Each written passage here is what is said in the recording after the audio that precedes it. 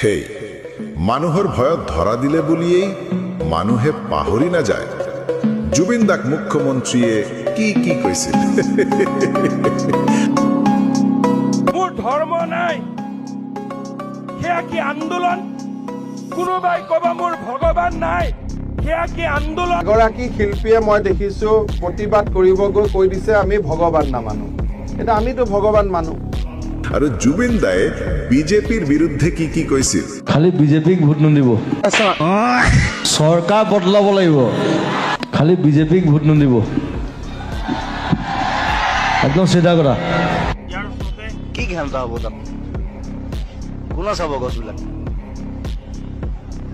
য'ত গছ লাগে তাত গছ কাটি আছে, য'ত গছ নালাগে তাত গছ ৰুই আছে, ফ্ৰী চাউল দি আছে। আৰু কম নেকি? মুখখন মেলিলে বৰ বেয়া কিন্তু মই